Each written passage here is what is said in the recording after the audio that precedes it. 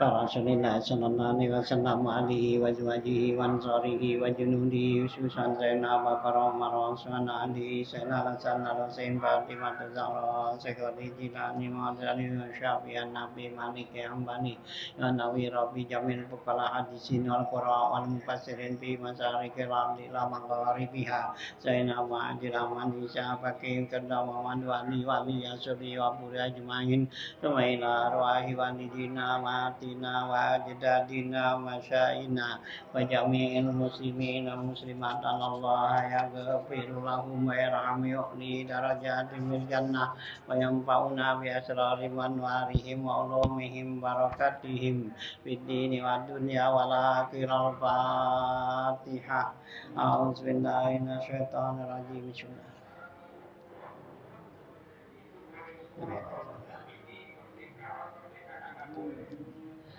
Bismillahirrahmanirrahim. Alhamdulillahirabbil alamin wassalatu wassalamu ala asrofil anbiya wal mursalin wa ala alihi wa sahbihi ajmain amma ba'du fa inna asdaqal hadits kitabullah wa khairal hadi hadi Rasulillah sallallahu alaihi wasallam wa syarrul umuri muhdatsatuha fa inna kulla muhdatsatin bid'ah wa kulla bid'atin dalalah wa kulla dalalatin finnar wa bi sanadil muttasilil imamil mu'allifi rahimahullahu ta'ala wa daman nafa'a bi ulumid daraini amin qala Bismillahirrahmanirrahim 152 ya.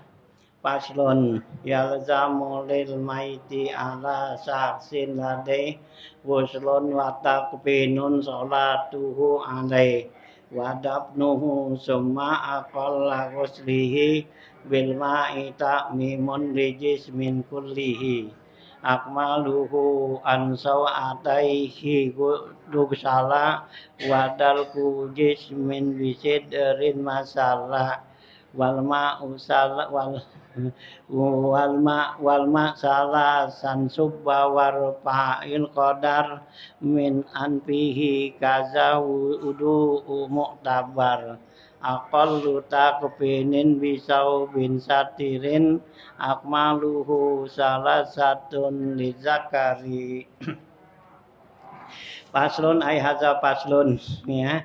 Yalzamul mayyiti ala saksin ladaihi wajib ya gitu ya. Ya, wajib bagi si mayit atas seseorang itu padanya apa? Ghuslun yaitu mandiin.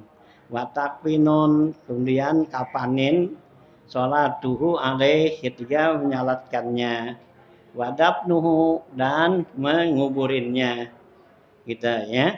Nah itu kewajiban ya, jadi wajib bagi seseorang atas seseorang terhadap mayit buat orang itu yaitu mandiin, kapanin, sholatin dan kuburin.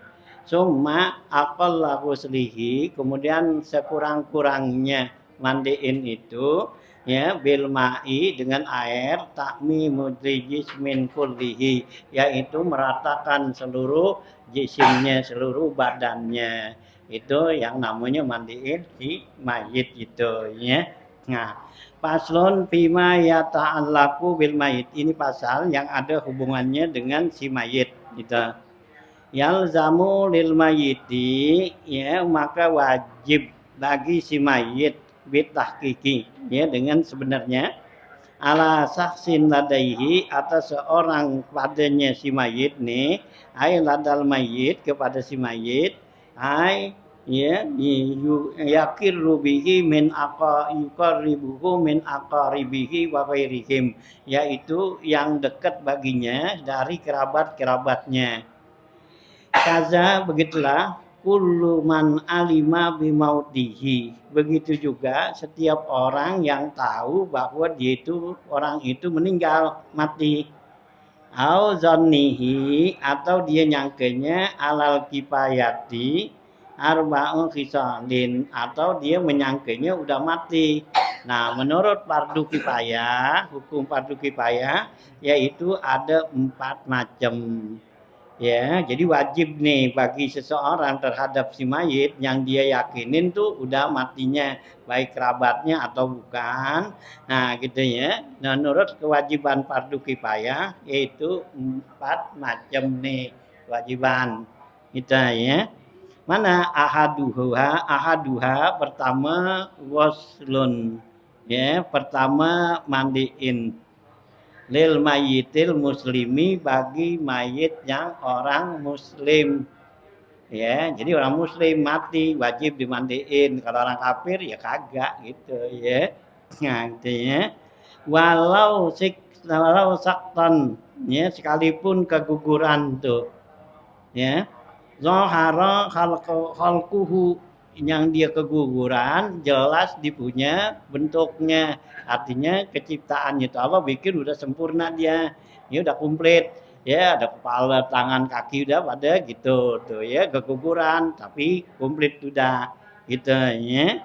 Khalquhu in amkana, kalau sekiranya memungkinkan gitu ya, memandiinnya tuh artinya bisa dimandiin orang itu si mayit. Tapi kalau yang udah apa tuh, yang udah hancur ya, atau yang udah apa tuh ya, udah bau udah ngapa gitu, nah itu enggak perlu udah gitu. Tuh kayak yang longsor gitu kan, longsor udah kelamaan tuh, udah seminggu, nah kan udah hancur. Itu yang begitu udah nggak bisa dimandiin ya, nah bikin habis iya siram air. Ini yang begitu kuburin aja udah gitu. Seharusnya udah jangan dibangun, diangkat, udah ada longsor ketutupan. Kalau ketutupan kan pakai 3 meter, 4 meter, ya udah diminin aja, masih dicari. Ini ya, nah, agak gitu ya. Harusnya udah begitu udah, nggak perlu dimandiin, nggak apa emang. Ya kan kalau mayit belum dimandiin nggak boleh dibayangin. Ya, haram. Bayangin, kan syarat sahnya nyolatin mayit itu mayitnya udah mandiin, udah bersih. Kalau mayitnya itu masih kotor, ya, itu ada najisnya apa itu nggak boleh. Ya, bersihin dulu, baru dibayangin. Ini kalau mayitnya udah nggak bisa dimandiin, nggak apa ya udah nggak ada kewajiban untuk ya, nyolatin. Kayak longsor gitu kan, ya kecantikan itu. Ya, tuh juga yang kemana tuh, yang kecebur, yang apa hanyut gitu. Ya udah gitu ya. Nah, tuh ya, itu udah nggak ada kewajiban gitu. Kalau yang matinya nggak ketahuan, misalnya nggak ketahuan mati 3 hari. Ya? Orang mati nggak tahu udah 3 hari. Terus? Udah bengkak tuh, udah tahu. Iya, kalau masih baru bengkak aja sih masih bisa dimandiin gitu ya. Nah kalau emang tuh kalau dimandiin bakal badannya itu bakal hancur kesiram air, ya kalau bisa tayamumin ya supaya bisa disembayangin gitu. Kalau enggak ya udah kuburin aja udah gitu ya, nggak perlu dimandiin, udah nggak tayamumin. Kalau masih bisa tuh badannya masih kuat gitu, kalau kesiramin air hancur pada, nah itu jangan disiramin air lah, jangan dimandiin, tayamumin aja. Kalau tayamum kan ambil air usap kan ke tangannya udah kan gitu ya. Nah gitu ya, kalau emang ya masih utuh gitu ya, kalau masih bisa. Nah kalau enggak ya udah kuburin aja, nggak perlu disolatin ya. Kenapa? Karena masih ada najis yang dimandiin gitu ya. Tuh ya gitu. Karena tuh persyaratan dari apa tuh nyolatin mayit itu harus mayitnya udah dimandiin, meskipun tuh bayang gaib gitu. Ya, gaib tuh, bayang gaib, kita dibilangin tuh teman kita di mana, di Bogor atau di Bandung gitu, ditelepon tuh temen lo meninggal tuh, kan gitu. Ya, pagi-pagi gitu atau apa gitu. Nah, ya baru tuh barusan. Nah, kita sembayangin aja, belum nggak boleh. Ya, tanya kapan udah dimandiin lon. Kalau udah dimandiin, nah baru boleh kita sembahyang gaib. Gitu ya. Sembahyang gaib gitu ya.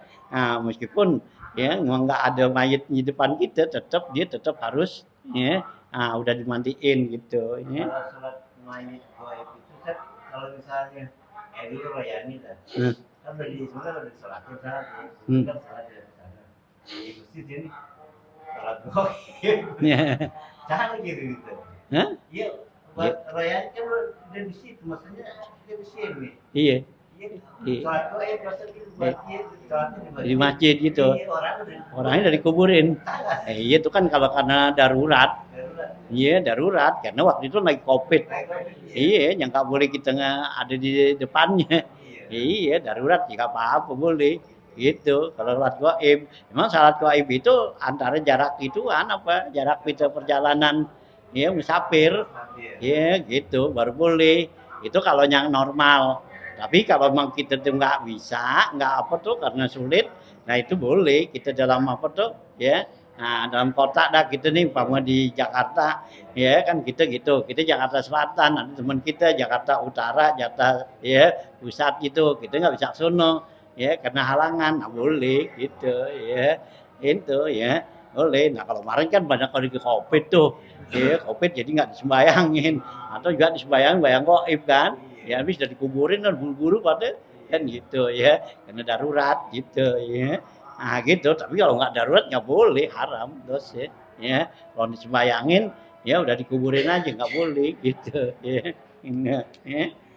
Nah, itu ya gitu tuh. Nyen amkana ya. Arwa usolin ahaduha agoslun lil mayyiti muslimi tu sakran. Wa illa pabadaluhu wa huwa tayammum, yaitu kalau nggak bisa dimandiin gantinya yaitu tayamum. Kama lau akhraqa bil mali bil nari, seperti orang yang kebakar. Nah, kalau kebakar kan badannya kalau dimandiin hancur. Iya, gitu. Nah, tayamumin gitu ya. Wa kana bihaisu ya lau gusila taharra, ya yang sekiranya kalau sekiranya tuh dia mandiin itu bakal hancur. Nah, kalau begitu tayamumin gitu. Kama lam yujad illa ajnabiyun fil mar'ati au ajnabiyatu fil rajuli. Sebagaimana juga yang tidak didapatin orang itu yang untuk memandiinnya kecuali orang lain. Ya, bukan keluarganya, ada perempuan. Ini ada perempuan meninggal, ya, nggak ada orang perempuan yang mandiin. Ya, ada orang laki mulu. Nah, gitu ya. Nah, itu yang begitu jangan dimandiin. Ya ditayamumin gitu ya, gitu. Kalau kagak ada orang-orang apa tuh ya, dia meninggalnya orang yang meninggal perempuan, nah orang perempuan pada kagak ada ya, yang ada orang laki, nggak bukannya keluarganya, bukan saudaranya atau apa orang tuanya atau apa anaknya, nah ya yang batal dipegangnya nggak boleh haram. Nah itu yang begitu ya, nah nggak dimandiin, ditayamumin aja gitu ya. Nah, au ajnabiyah fi rajuli gitu. Atau juga orang laki meninggal, nggak ada orang laki, yang ada perempuan mulu. Ya, bukan saudaranya, bukan keluarganya. Nah, itu yang begitu dia nggak dimandiin, ditayamumin gitu ya. Nah, gitu ya. Nah, fi rajuli payu yammimul mayyitu bihima ya bihailin, maka ditayamumin si mayit, dua mayit tadi itu katanya. Nah, tapi yang tayamuminnya itu pakai ya alas tangan hail. Jadi nggak boleh langsung pegang. Ya, jadi ambil abu di tangannya pakai alas nih, sarung tangan. Jadi supaya megang tuh dia nggak batal kan? Itu ya. Nah, tuhnya tuh kalau yang apa? Ya, yang bukan keluarga, yang mandi ini nggak ada nih, orang lain mulu, laki atau perempuan. Kalau laki yang mati, nggak ada orang laki, ada orang perempuan, perempuan bukan saudara juga apa. Nah ya tayamumin. Tapi ya dalam melaksanakan tayamum tuh perempuan itu, nah harus pakai sarung tangan gitu ya. Nah gitu ya. Nah kalau yang laki buat ke perempuan yang mati ya sama gitu ya. Jadi nggak boleh langsung gitu karena bukan mahramnya gitu ya, tuh ya ditayamumin kita ya. Naam ya as-saghiru allazi lam yablugh haddus sahwati yagsiluhu rajulu wan nisa'u. Akan tetapi di sini katanya kalau anak kecil tuh yang belum sampai haddus syahwat ya, artinya belum ya dewasa dia. Nah itu boleh yang mandiin boleh laki atau perempuan. Kalau anak kecil nih ya nyampe belum balik tuh belum apa tuh ya bermayit gitu. Nah yang mandiin tuh boleh laki boleh perempuan. Ini mayatnya umpama laki ya mandiin perempuan nggak apa-apa boleh karena belum batal gitu ya. Nah yang mati perempuan yang mandiin laki boleh tuh ya, tuh masih dalam yang masih kecil. Nah kalau yang tadi udah dewasa ya nggak boleh gitu ya. Nah mesti sejenis itu ya. Nah ya nggak boleh apa beda jenis gitu ya. Ya, kalau di daerah kan ada juga yang mati ya laki, yang mandiin perempuan juga. Gitu. Ya emang perempuan tukang mandiin jadi perempuan juga orang laki gitu. Nah gitu ya. Daerah kan itu tuh Mas Pri dulu dia gitu. Dia di kampung itu ya Mas Pri gitu ya kalau orang mati nih laki gitu yang mandiin orang perempuan bukan orang laki gitu ya. Ini dia ogah mati di sono. Ya, ini mati sini. Itu ya dia takut dia mandiin orang perempuan. Ini mati di sini. Ya. Ini nah kalau di sini kan ya pakai yang sama laki ya laki perempuan ya perempuan nah kalau di kampungan gitu gitu ini yang ini kita mati nih gitu yang mandi orang perempuan gitu karena di sana orang perempuan yang tukang mandiin gitu gitu ya nah, laki kagak ada ya gitu ya. Nah tuh ya nggak boleh gitu ya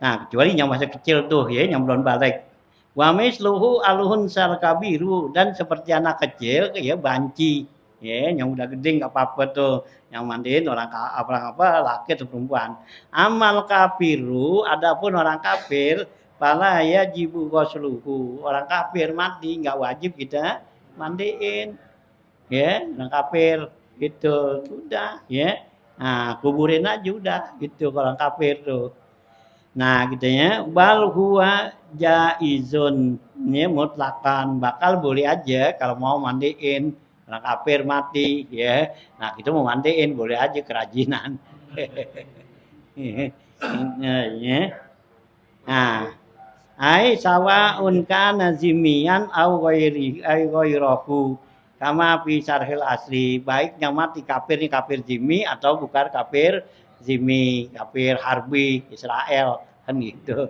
ya dimati nah kita mandiin ya boleh nggak apa-apa gitu ya itu ya nah itu ya kalau orang kafir tuh satu ya jadi yang wajib nih bagi kita nih terhadap mayit pertama mandiin wasaniha yang keduanya ya takfinun yaitu kapanin bungkus ba'da ghuslihi ya sesudah dimandiin jadi mandiin dulu baru bungkus ya jangan dia bungkus saja kalau dimandiin gitu au badalaihi atau gantinya dari mandi walau zimian au mu'minan wa mu'ahidan au sikran zaharat bihi amaratul hayat baiknya mayitnya itu orang kafir zimi boleh kita bungkus tuh au ya gitu au mukminan atau orang mukmin ya au muahadan atau orang kafir muahada orang kafir yang diambil perjanjian gitu au siktan atau keguguran zaharat bihi amaratul hayat yang nampak pada yang keguguran itu tanda-tanda kehidupan gitu ya artinya tanda ada dia udah hidup gitu wala harbian dan nggak wajib ya kita kapanin orang kafir harbi ya jadi orang kafir harbi itu nggak usah dimandiin ya nggak usah dikapanin biarin aja dah ya kasih anjing aja makan ada nih ya nah harbian tuh wa murtadan atau orang yang murtad ya keluar dari agama Islam dikeluar agama Islam mati ya udah ya nggak usah dimandiin nggak usah di ya kapanin wazindikan atau orang kafir zindik ya nah ya orang zindik itu artinya orang yang ya selalu menentang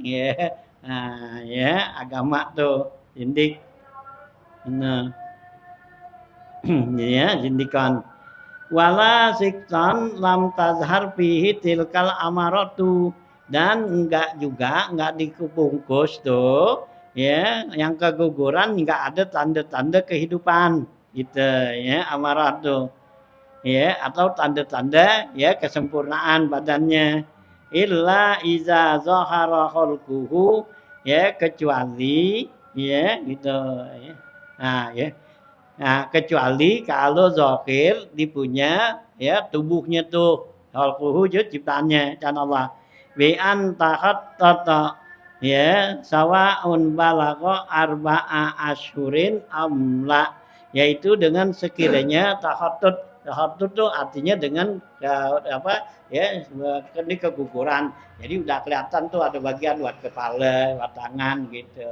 ya. Nah, tapi lon sempurna gitu ya. Nah, yaitu sawaun balagha arba'ata asyurin amla sama saja dia tuh ya udah sampai tuh ya kegugurannya 4 bulan atau kurang gitu ya. Ya kan kalau dikurang dari 4 bulan kan berarti belum sempurna ya gitu kan yang apa yang Nabi katakan tuh 40 hari nutfah ya sperma 40 hari ya gumpal darah 40 hari lagi baru ya daging gitu ya. Nah itu 3 kali 40 hari ya kan 120 hari. Nah itu 120 hari ya berarti berapa 4 bulan kan gitu ya. Nah ya jadi kalau dia baru 4 bulan tuh ya keguguran ya yang nggak jelas tuh ya bentuknya, nah itu nggak wajib di ya mandiin, dikapanin gitu ya. Nah gitu ya. Wasalisuha salatuhu ay saksi al-mazkuri alaih. Yang ketiga, kewajiban terhadap mayit yaitu bagi seseorang itu ya yang tersebut tadi apa tuh alaihi yaitu sholatin ya bagi si mayit itu ya. Nanti mandiin, bungkus, nah baru sholatin itu ya. Alaihi ay alal mayyitil muslim. Walau siktan sekalipun dia keguguran ya yang udah sempurna tuh. Haitsu zaharat bihi amaratul hayat yang sekiranya ada tanda-tanda hidup ya. Jadi dia lahir ya sempurna tapi mati, tapi ada tanda-tanda ya hidup nih sempurna gitu ya. Ah gitu ya. Amaratul hayat. Ba'dal ghusli sesudah dimandiin wujuban itu wajib disolatin. Kalau yang kegugurannya udah sempurna tuh. Ya. Wali apa li annahu al-manqulu anin Nabi sallallahu alaihi wasallam karena hadis ya yang dinukil dari Rasulullah SAW kalau ta'azzara husluhu aw badaluhu kalau uzur nggak bisa untuk dimandiin atau gantinya mandiin bi an waqa'a fi hapratin seperti orang itu jatuh ya di lubang wa ta'azzara ikhrajuhu dan sulit untuk uzur untuk mengeluarinnya ya wa tahruhu dan uzur untuk mensucikannya lam yusalli alaihi ya bahwanya maka enggak diwajib disolatin ya karena dia itu ya belum dimandiin belum apa yang jatuh umpama ke sumur ya susah dicari dapat udah gitu ya. Kayak kemarin kan longsor tuh, iya, yang di Cirebon, iya. Nah itu kan berapa meter itu, ya. Itu dicari-cari juga ketemu, dan udah seminggu baru ketemu kan. Nah itu kan udah mau hancur badannya. Harusnya sih udah nggak ada kewajiban gitu, udah begitu susah, ya. Temen, ya karena ya apa tuh, ya keluarga masih penasaran, nah gitu. Karena kan begitu, ya seharusnya kan udah mati begitu, buat apaan? Ya udah habis jadi susah-susahin aja ya, kan gitu ya bekas longsor ke dalam ketemu tanah apa udah gitu ya udah ya tutup aja udah habis gitu ya digali dicariin iniin gitu ya yang sekarang gitu ya padahal menurut agama ya udah begitu udah nggak perlu ya disolatin lah ini ya ngapain gitu ya.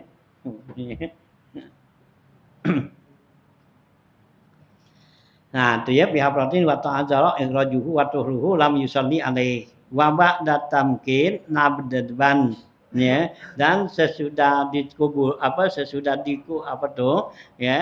dikapanin yaitu hukumnya sunat tuh. Fatukrahu shalah alaihi qabla takfinihi makruh tuh menyolatin mayit sebelum mayitnya dikapanin.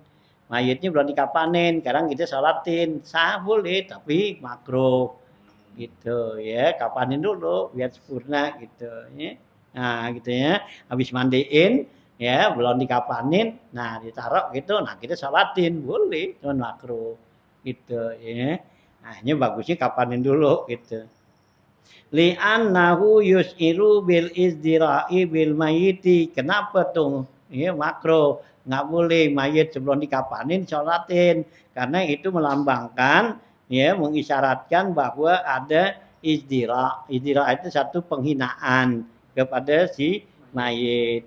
Ya, dianggap menghina kepada mayit tuh, ya, karena belum dikapanin udah disolatin gitu. Ya.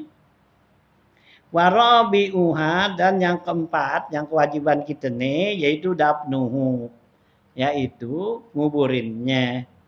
Walau zimian, sekalipun kafir zimmi, tetap wajib dikuburin. Kalau nggak dikuburin, ya bau kan, ya ganggu gitu ya. Nah, zimian, au mukminan, atau orang mukmin, ya wajib tuh ya. Au muahadan, atau kafir yang ada perjanjian. Au siktan, atau yang gugur, zoharat fihi amaratul hayat, yang itu ada tanda-tanda kehidupan. Kal ihtilaji, seperti bergerak-gerak tuh. Awil ittirab, ya sama ya bergerak juga. Au tanapus, atau dia napas itu sih yang akhirnya ya, yang keguguran tuh. Au taharroka, atau bergerak. Au bukain, atau nangis. Ya, la harbiyan wa murtadan, tapi tidak wajib ya dikuburin kalau dia itu kafir harbi atau kafir apa murtad, orang yang murtad. Wan zindikon, orang kafir zindik tuh. La sakton tazharu fihi tilkal amarah, tidak juga wajib yang keguguran yang ada tanda-tanda ya kehidupan, illa iza zahara khulquhu, kecuali kalau zahir dipunya tubuhnya ciptaannya tuh. Bi antahat tata, yaitu dengan ada ya kerutan-kerutan tuh ya. Sawaun balagha arba'ata asyurin amla, baik dia kegugurannya tuh udah sampai umur ya 4 bulan atau belum gitu. Nah, palisikti huwallazi saqata min batni ummi. Jadi yang dikatakan ya keguguran itu yaitu huwa ya, yaitu dia itu allazi saqata, yang gugur tuh, yang jatuh min batni ummihi, dari perut ibunya, qabla tamami sittati asyurin, sebelum sempurna 6 bulan. Kalau 6 bulan ya berarti udah sempurna. Nah, ini sebelum 6 bulan.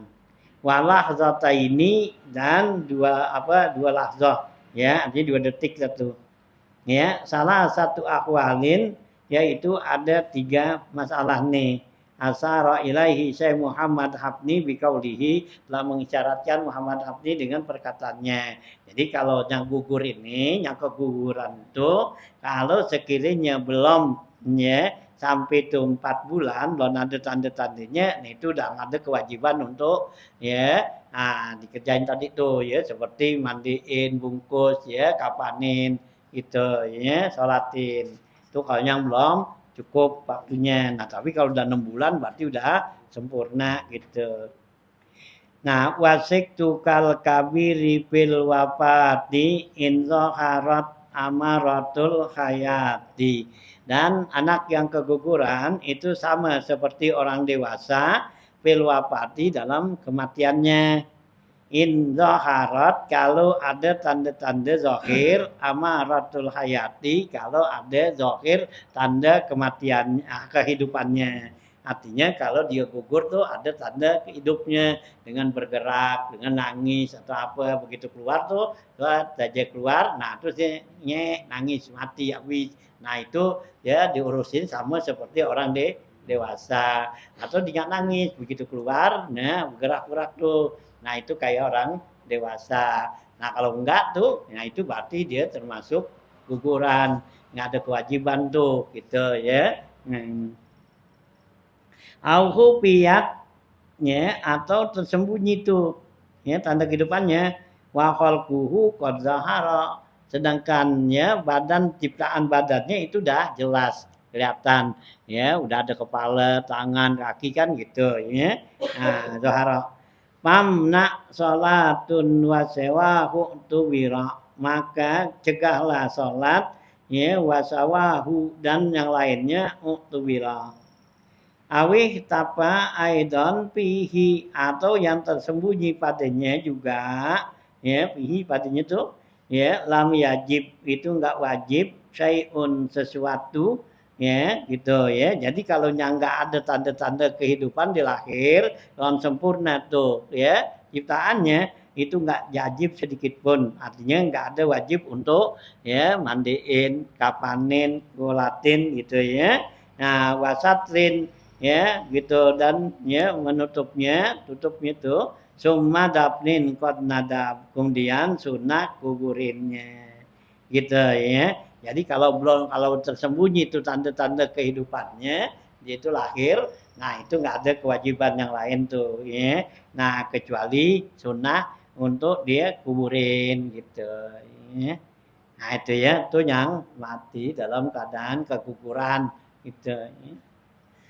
Nah itu ya tuh yang dikatakan ya nah, anak yang lahir tuh wa huwallazi saqata min batni ummihi yang dikatakan tuh keguguran yaitu yang anak yang jatuh ya min batni ummihi dari perut ibunya qabla tamami sittatu asurin sebelum sempurna 6 bulan walah zatain yaitu 2 detik gitu ya. Nah itu ya itu tentunya. Nah di sini ada catatan kaki nih ya. Nah, qauluhu qabla tamami sittatu asruhin perkataan nih pengarang yaitu sebelum dia sempurna 6 bulan haza inda Romli.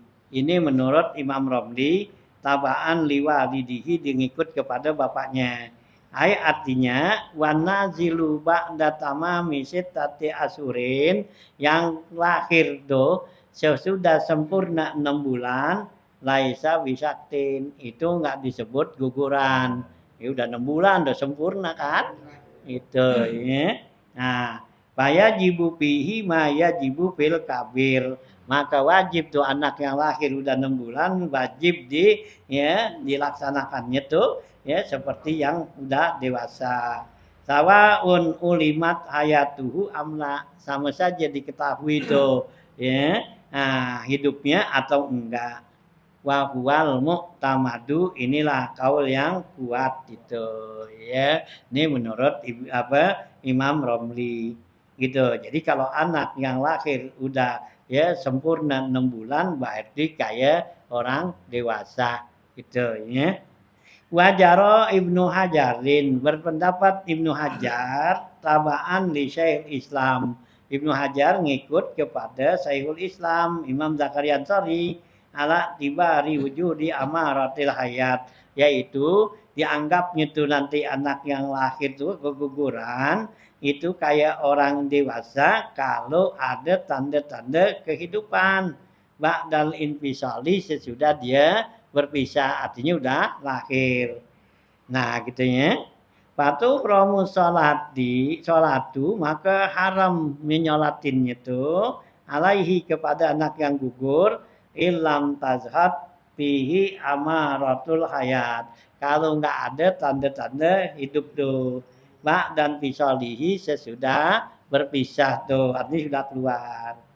Fa'in balago aksarumud datil hamli. Sekalipun tuh anak itu lahir pada melebihi dari masa kehamilan. Itu ya. Itu menurut Ibnu Hajar. Kalau menurut Ibnu Hajar kalau anak itu ya lahir ya enggak ada tanda-tanda ya kehidupan gitu, maka dia itu dianggap anak yang keguguran, enggak seperti ya anak yang orang dewasa gitu. Kalipun ya udah sampai kehamilannya itu melebihi dari batas yang ditentukan gitu ya. Kan biasanya kalau orang hamil kan ya 9 bulan. Nah dia ini udah liwat dah 9 bulan udah setahun gitu. Nah kemudian lahir. Nyatinya tuh lahir tuh anak kagak ada tanda kehidupan. Nah itu menurut Ibnu Hajar nggak perlu nah yang 4 ini teman ya. Nah kuburin aja dah tuh gitu ya. Nah apa dahu fi sarshihil mufsidina ya diambil pendapat ini ya dari kitab fi tarsihil mustafidin yaitu kitab tarsihul mustafidin gitu ya. Nah intaha selesai itu gitu ya. Itulah lawan yang pertama saja. Iya lawan yang pertama Ibnu Hajar ya. Nah Imam Romli kan apabila udah 6 bulan sempurna itu kayak orang dewasa. Kalau belum sempurna 6 bulan ya itu berarti anak keguguran, nggak ada kewajiban ya, main sekedar apa tuh ya mendem aja dah sunah gitu ya, bagian bahu ya, bahkan ada yang bilang kasih kucing juga makan apa gitu ya. Nah, itu ya. Nah, kalau Ibnu Hajar, nah itu kalau memang nggak ada tanda-tanda kehidupan orang itu lahir, ya berarti dianggap dia itu ya, yang keguguran, nggak wajib ya, nah, dimandiin, disolatin, ya dikapanin, disolatin, ya kuburin aja dah kayak gitu.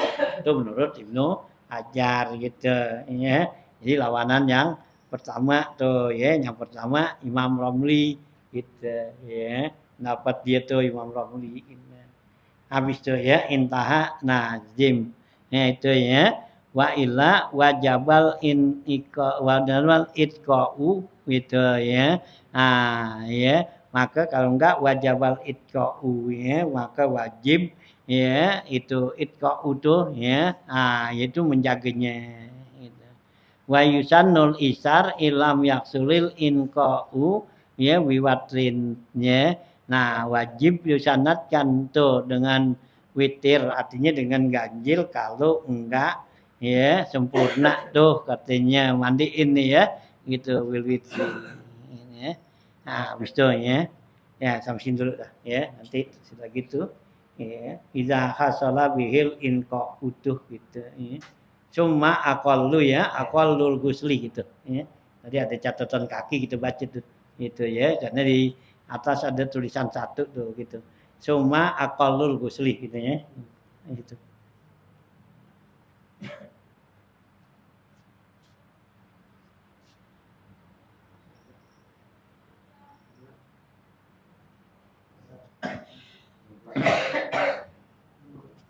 Ini kalau begini siapa yang lebih kuat kan? Ya pendapat apa Ibnu Hajar lebih kuat. Itunya kalau ada perbedaan tuh lama antara Ibnu Hajar dengan Imam Romli, maka Ibnu Hajar lah lebih kuat gitu. Antara Imam Nawawi dengan Imam Rafi'i, itu pendapat Imam Nawawi lebih kuat dari Imam Rafi'i gitu. Antara Bukhari dengan Muslim, Imam Bukhari lebih kuat gitu ya. Kenapa gitu ya. Nah kalau kita mau ngamalin ya boleh aja. Ngamalin nih pakai Imam Romli, pakai Imam Hajar kan gitu ya. Kalau Imam Romli nanti kan anak yang belum disunat kan ya, kan gitu ya, anak yang lahir nih laki mati atau orang dewasa tuh ya belum disunat. Nah itu kalau menurut Imam Romli udah nggak perlu disembayangin ya gitu ya, mandiin bungkus kuburin nggak sembayangin. Kenapa? Dia masih ada najis gitu kan ya, nggak sah sembayangin. Nah kalau Ibnu Hajar ya supaya jangan dikata orang mati ya nggak sembayangin, nah ditayamumin gitu ya. Nah tinggal kita memakainya gitu ya. Nah mana tuh ya, tapi pendapat yang lebih kuat. Semua kalau ada khilaf-khilaf seperti itu ya pendapatnya, nah itu Ibnu Hajar lebih kuat, Imam Nawawi lebih kuat ya dari Imam Rafi'i itu ya. Nah Imam apa tuh ya Bukhari lebih kuat dari Imam Muslim gitu ya. Nah gitu. Tapi kalau untuk pengamalan ya pribadi apa itu sih nyaman aja udah boleh gitu ya. Ya kata tuh yang lebih lemah ya nggak apa-apa boleh gitu. Kalau pengamalan ya pribadi ini kan kalau yang begini kan buat dalil hukum gitu ya. Dalil hukum tuh nah itu dicari mana yang lebih kuat gitu ya. Hanya kalau orang-orang ahli hukum kan begitu ya, baik dalam agama ini para ulama-ulama netepin yang gitu ya. Jadi kalau umpama ada nih sesuatu khilafnya dapat masalah apa nih gitu ya, nah kemudian ada antara khilaf antara imam ya, nah kayak tadi Ibnu Hajar, Imam Romli kan gitu ya. Nah ya nanti ada khilafnya di mana dalam kitabnya gitu. Umpama dalam kitabnya nih, kitab dia membolehin, kitab ini nggak bolehin, mana yang lebih kuat gitu ya. Itu dilihat gitu. Hanya kalau ulama-ulama yang pakai hukum gitu ya, itu dilihat perbandingan antara kitabnya si A sama kitab si B gitu, mana lebih kuat gitu. Kalau kita buat dalil, ini kan di dalil ini kan di kitab ini, yang karangan ini gitu ya. Nah, ada lagi yang nggak bolehin nih kitabnya ini ya, karangan ini gitu ya. Jadi dilihat tuh ya kitabnya gitu ya. Itu tuh ya antara Imam Nawawi ya dengan Imam Rafi'i kan gitu ya. Nah, ya dari kitabnya kitab apaan gitu. Atau juga satu ulama juga tapi kitabnya ya yang beda-beda. Itu di kitab ini bilang begini, kitab ini bilang begini, ya, dia bilang begini, gitu. Tapi pengarangnya itu juga. Nah, mana yang lebih kuat gitu. Ya, karena ulama itu kan banyak kitab karangannya. Ya, kayak Imam Ibnu Hajar. Ibnu Hajar kan ada kitabnya, ya, ada Tuhfah, ya, gitu. Nah, ada Fathul Jawad, ada kitab Imdad, Irsad, gitu. Nah, itu kalau ada kilap-kilapnya begitu, ngambilnya dari kitab mana, gitu. Nah, itu ituan, gitu, perbandingan. Oh, ini dari kitab ini, yang nerangin boleh, kayak gitu. Nah, di kitab ini gimana? Ya, di sini nggak boleh. Tetap dipakai yang nggak boleh, yang lebih kuat, umpama gitu, ya. Gitu, ya. Umpama di Ibnu Hajar, kitab Tufahnya, kan yang paling kuat di Ibnu Hajar itu Tufah. Nah, di Tufah nggak boleh, gitu. Nah, di kitab Fathul Jawad bolehin. Nah, itu jadi ambil ya di Tufah gitu. Ya. Oh ya, Imam Nawawi gitu juga. Nawawi kan ada nanti ada Majmu, ya, ada ya, nah, Tolibin tuh, ya, Ngaju Tolibin, ya, ada kitabnya, yang lain-lain karangannya tuh, Sahih Muslim apa gitu. Nah, kalau emang tuh ada tuh perbedaannya, ini tuh dalam kitabnya, meskipun tuh, ya, satu orang tetap nanti diambil mana yang lebih kuat itu tuh ya. Tuh ulama-ulama itu ngambil ya buat netepin hukum gitu ya. Nah, kalau buat pengamalan sih ya buat kita kerjain ya boleh mana aja boleh gitu. Kalau yang doib masih boleh ya itu. Kalau doib nih kalau kita mau ngamalin boleh gitu ya. Nah, kan gitu kan. Nah, ya nih ya masalah ya inan ilmu gitu ke sono ya ulama-ulama gitu ya gitu ya. Nah, kedudukan untuk ilmu gitu.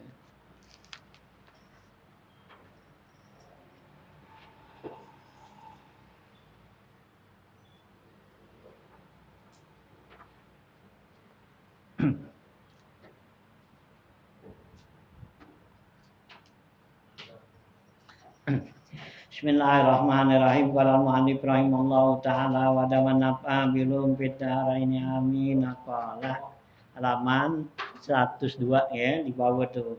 Ya. 3 baris dari bawah. Wa ruwiya an Nabi sallallahu alaihi wasallam annahu qala diriwayatkan dari Nabi sallallahu alaihi wasallam bahwa Nabi bersabda man shalla rakaataini siapa orang yang salat 2 rakaat mukbilan alallahi biqalbihi hatinya menghadap kepada Allah hatinya enggak khusyuk gitu itu salat nih ya 2 rakaat dengan khusyuk hatinya khusyuk gitu mukbilan tuh menghadap pada Allah kharaja min dzunubihi maka keluarlah dari dosa orang itu kayak waladat ummu seperti hari yang dilahirkan ibunya ya jadi kalau kita sholat tuh ya gitu hati kita tuh ya menghadap pada Allah artinya khusyuk nah itu dosa-dosa kita habis ya seperti baru lahir nggak punya dosa gitu ya ini yang susah khusyuknya nih gitu ya itu gitunya ya Ini dari awal ke akhir. iya ya soalnya kan Allah nanti nilai ibadah kita di mana kita khusyuknya itu innallaha yaktubu kan gitu ya Allah tulis tuh gitu salat kita itu di mana tuh ya kita dikasihnya tuh ya ada 1/6, 1/10, seberapa gitu kan karena dilihat dari awal tuh dari awal kita tuh salat sampai kita salam ya di mana khusyuknya kita khusyuknya lagi ruku ya di ruku khusyuk sujud ya sujud gitu nah nanti ya 4 rakaat gitu ya rakaat pertama ya adanya waktu lagi baca ya Fatihah. Nah, nanti rakaat kedua adanya waktu khusyuk rukuknya. Nah, ya. Nah, rakaat ketiga ya gitu kan, adanya waktu sujud dan gitu ya. Rakaat keempat ada waktu tahiyat gitu. Nah itu nanti dikumpulin sama Allah ya gitu. Jadi dalam satu apa tuh ya satu sholat apakah seluruh tuh ya 4 rakaatnya tuh khusyuk apa enggak? Nah kalau enggak ya dikumpulin gitu. Nah ini ada satu rakaat yang khusyuk gitu ya. Rakaat pertama kita khusyuk lagi baca Fatihah. Rakaat kedua khusyuk lagi ruku, ya. Rakaat ketiga lagi sujud, rakaat keempat lagi tahiyat. Nah, dikumpulin berarti satu rakaat gitu, ya. Yang kita ya khusyuk tuh gitu, ya. Nah, artinya nah itu ya Rasulullah bilang siapa orang yang sholat 2 rakaat yang mukbilan Allah ya biqalbihi yaitu hatinya tuh menghadap kepada Allah ya. Nah, gitu kan. Gitu ya. Ya, mukmilan ya. Nah, kharaja gitu ya. Allah biqalbihi kharaja min dzunubihi kayauma waladatumu. Maka orang itu keluar dari dosanya seperti bayi yang baru lahir itu. Wa in nama azuma sa'nu salatil abdi bi ikbalil abdi alallah ya hanya saja tuh ya besarnya keadaan salat seorang hamba dengan menghadap hatinya tuh si hamba itu kepada Allah Ta'ala. Fa iza lam yukbil ala salatihi kalau si hamba itu enggak khusyuk tuh dalam salatnya walaha yuhdisun nafsu dan bagi dia tuh dalam sholatnya ada bisikan-bisikan hatinya ya kayak kita dah lagi sholat hatikan hati kita kan ngomong apaan tahu ya itu lagi sholat tuh ya disunafsi kana biman nazilati man qad waqafa ila babi malikin ya itu perumpamaannya Nabi kata seperti ya orang yang diri di pintu raja ya mu'tazilan ya dia minta maaf min khati'atin ya dari ya kesalahannya wazillatihi dan juga minta ya maaf dari ya kegelincirannya dia gitu Falamma wasala ila babil maliki tatkala dia sampai ke pintu raja qama baina yadaihi dia diri di hadapan raja wa aqbala alaihil maliku maka raja itu menghadap kepada dia faja'alal waqifu yaltafitu maka ya si yang diri di depan raja itu nengok kiri kanan fa innal maliku maka sungguhnya raja itu fa'innal malika raja itu layak di hajatahu si raja itu enggak bakal penuhi kebutuhannya wa innama yaqbalul maliku alaih hanya saja yang diterima oleh raja itu ala qadri inayatihi yaitu sekedar bantuannya maka zalika sholatu begitu juga sholat Iza qomal abdu apabila dia seorang hamba piha pada salat wasaha dan dia lupa piha pada salatnya la tuqbalu minhu maka dia itu tidak diterima gitu ya tuh ya jadi kalau kita sembahyang katanya datu ya gitu ya sembahyang hati kita kemana-mana ya itu ya enggak diterima tuh. Nah dibandingin sini yang Nabi seperti ya kita menghadap ke rumah raja nih ya kita ke raja kita mau minta maaf minta ya gitu ya intizar tuh minta maaf dari kesalahan kita ya kerjaan kita ya pada raja. Nah begitu ya kita diri di pintu raja ada pin kita liatin gitu ya. Nah kemudian kita tuh begitu tuh diliatin nama raja, nah kita nengok kiri kanan sono nengok sini gitu ya. Nah kalau yang begitu katanya tuh apa? Tuh raja nggak bakal penuhin kemohonan kita. Kita minta mohonan kita nggak bakal dipenuhin dikasih. Nanti raja kasih sekedar pertolongan aja. Ya, nih gua kasih lo segini. Gitu, ya. Tuh, nah Allah gitu. Jadi kita kalau kita sembahyang nih, ya, hati kita iltifat tuh ke sono kemari. Kan berarti kan ya, sama tadi kita di depan raja. Nah, itu Allah hadapin kita. Nah, ya, dengan hati kita kan nengok sono, nengok sini. Artinya hati kita kan lagi Allahu Akbar, ya. Nah, gitu. Nah, giliran itu hati kita ke sono, sini, kemana ngayap dah tuh, ya. Nah, gitu. Nah, nanti kita minta tuh hajat kita yang kita perlu, Allah nggak bakal kasih. Allah kasih sekedar pertolongan Allah aja dah. Ya, kita ditolongin apaan nih? Gitu, ya. Ya, kalau kita tuh ya berdoa kita ngapa gitu ya lagi sholat, nah ya hati kita kemana-mana Allah nggak bakal ya kasih tuh. Jangan minta. Hah? Jangan minta. Ya bisa.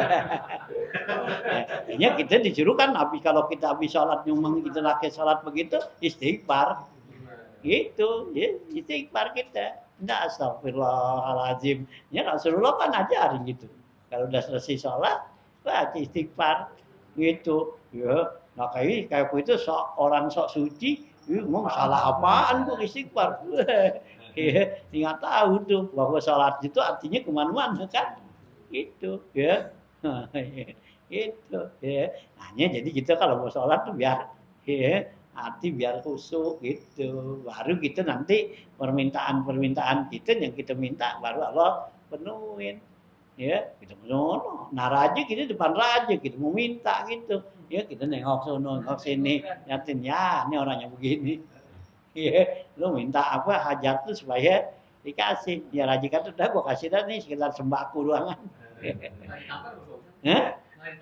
iya nggak tampar bagus banget iya nah, habis nggak gitu kan orang gitu depan raja kan mestinya kita apa tenang diam gitu kan gitu sih kemana-mana nengok sono nengok sini gitu ya nah itu sholat memang susah ya nya Allah bilang kan qad aflahal mu'minun allazina hum fi sholatihim khashi'un ya beruntunglah orang mukmin yang apabila sholatnya itu khusyuk ya kalau kita sholat khusyuk nah itu ya kan balasannya yarisunal firdausa dia bakal mendapatin warisan surga firdaus itu iya tuh ya so ini sembahyang khusyuk itu adalah sulit susah dapetinnya hah?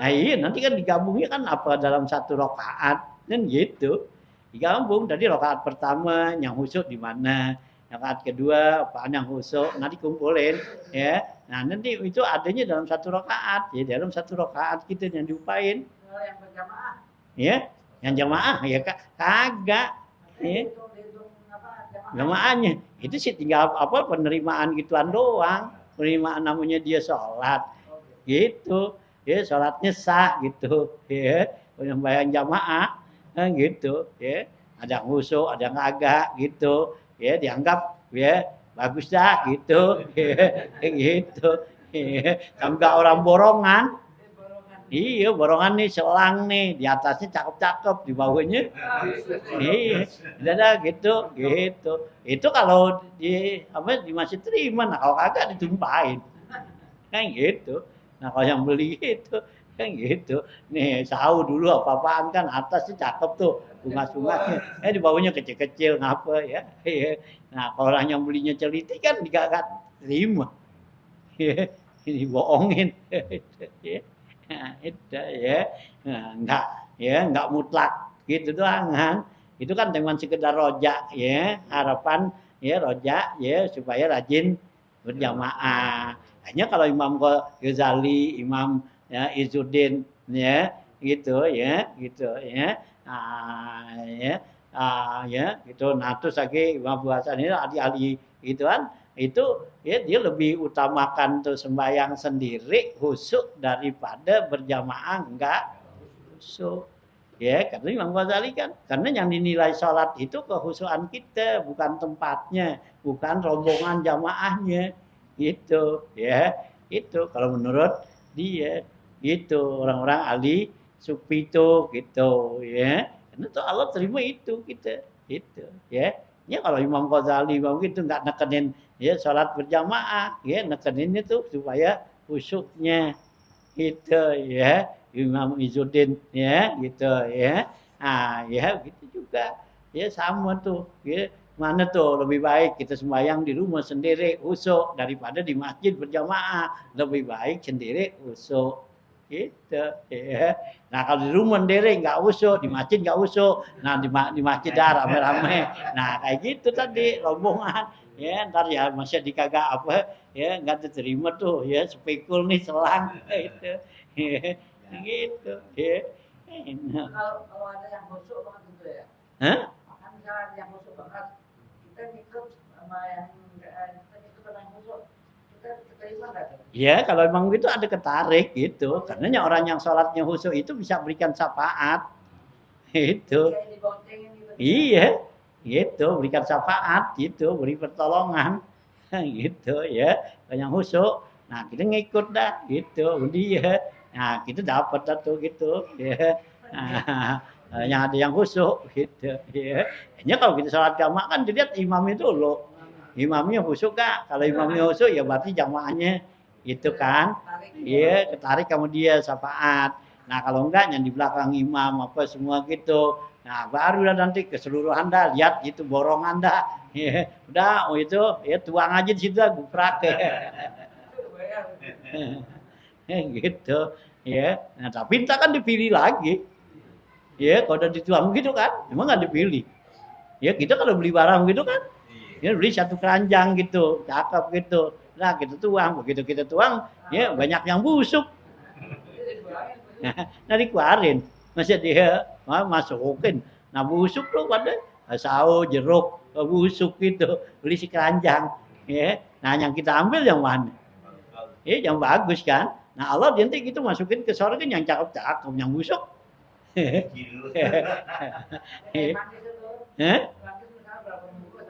Iya. Ya buang udah gitu. Ya udah nggak bisa di ini gitu, ya. Nah, gitu.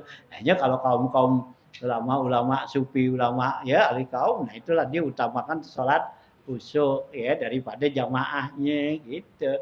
Ya, jamaah kan sunat, khusyuk kan ya. Nah, ya itu bagi Imam Ghazali itu khusyuk itu adalah merupakan syarat ya. Kalau tuh nggak khusyuk ya berarti sama juga kita sholat nggak punya wudhu. Gitu. Ada Imam Ghazali itu, Imam Ghazali, Izzuddin Abdul Salam, ya Abu Hasan Asazili, ya udah gitu dah tuh, udah gitu, ya.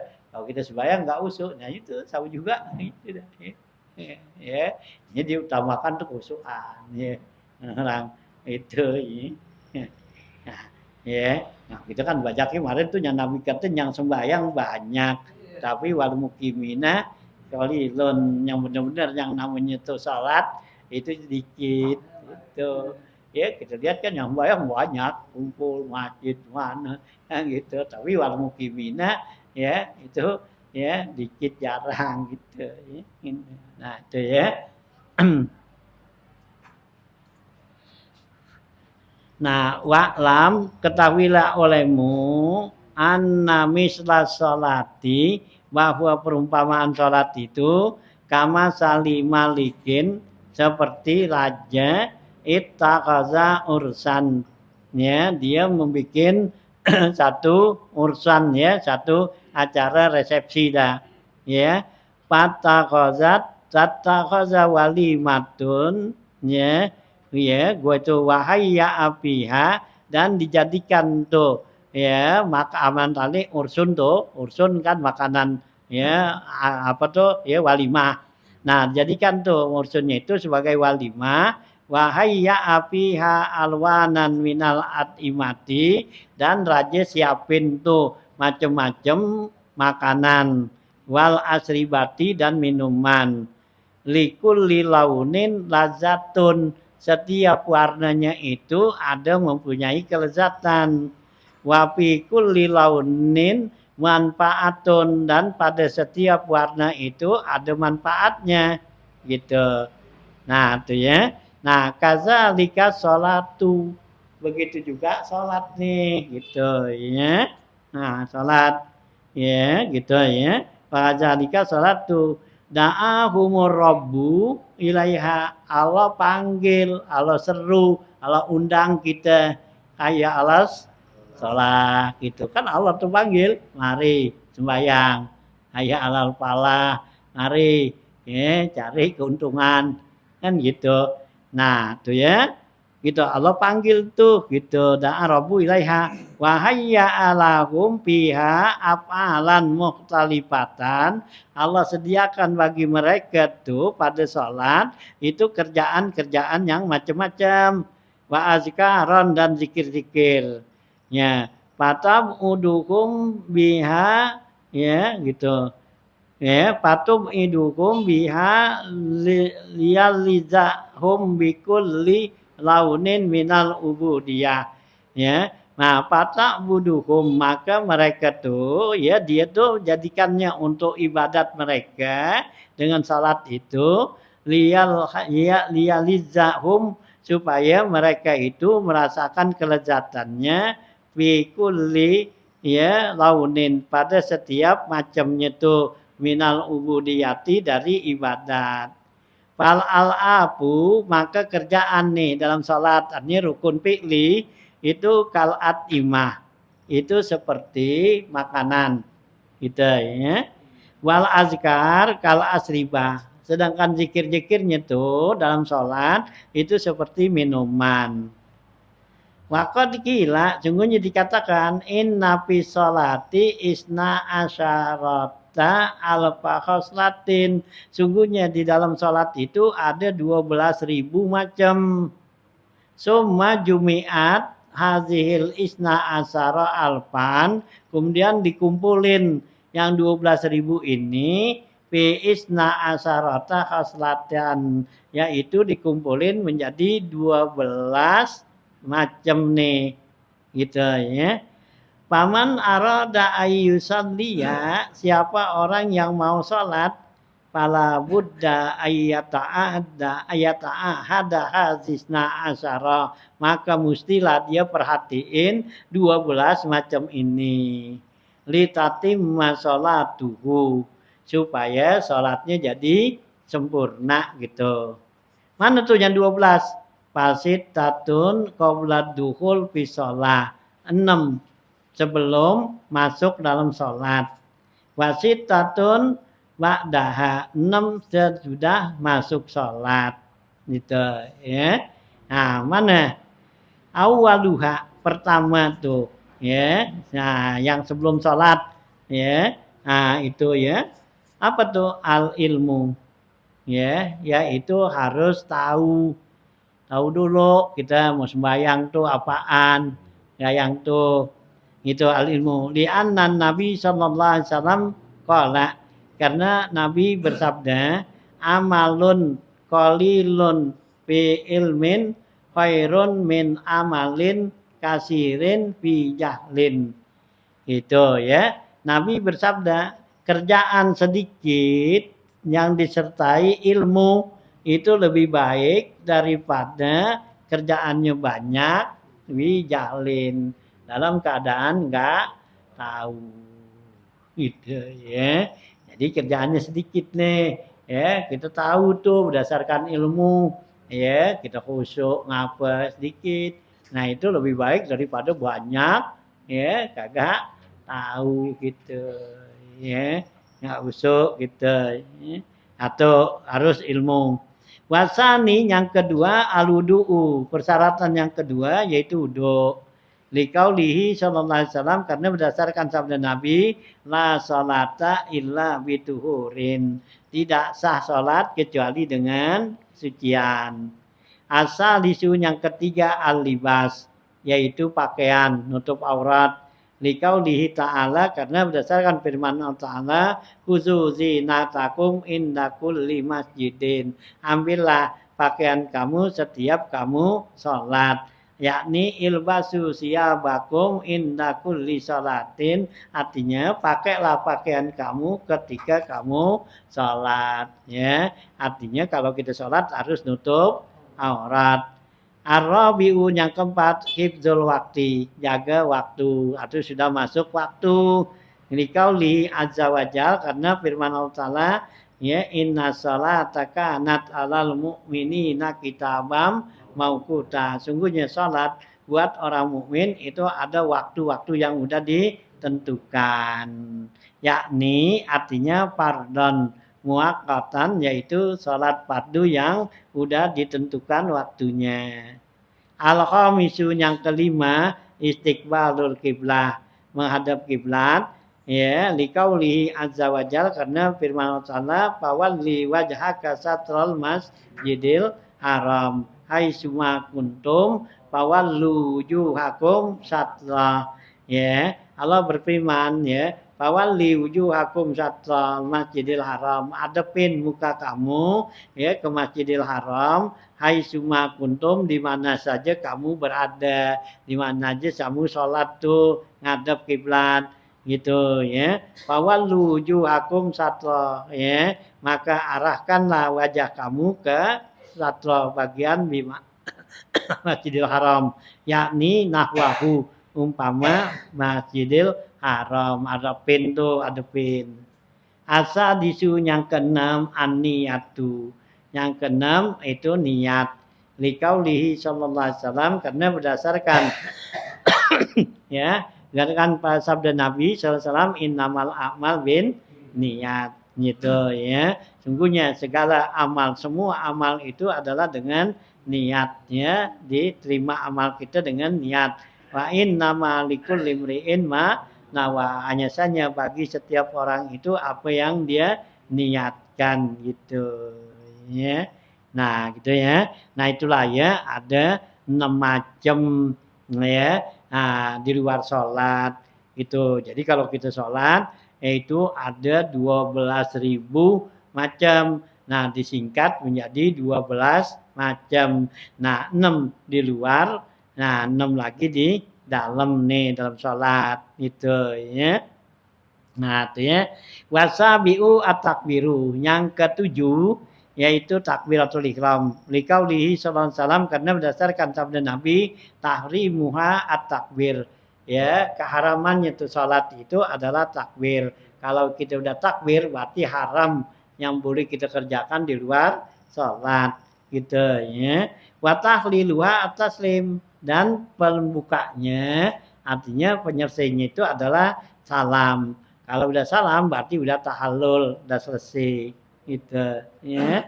Nah, asaminu yang ke-8 al-qiyamu yaitu diri. Liqauli azza wajal faqumu lillahi qanitin.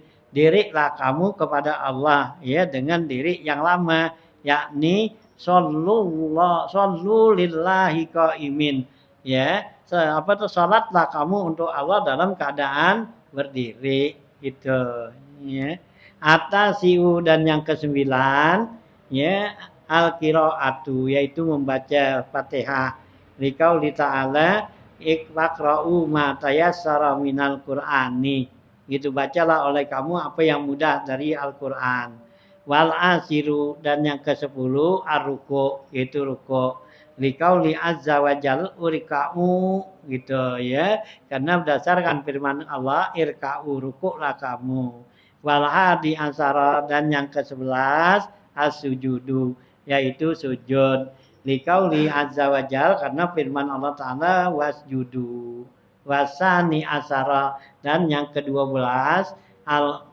al-qa'datu ya duduknya ke-12 tuh liqauli sallallahu wa iza rafa'ar rajulu ra'sahu min akhiri sajadati apabila mengangkat seorang kepalanya dari sujud yang terakhir faqud qadrat tasahudi duduklah sekedar baca tasahud faqad tamat sholatuhu sungguhnya selesailah sempurnalah salatnya Faiza wajad tahazisna asyara apabila kamu dapetin nih yang 12 macam nih ya yahtaju ilal khatmi maka itu butuh untuk ditutup di khatam wa huwal ikhlasu yaitu ikhlas gitu ya.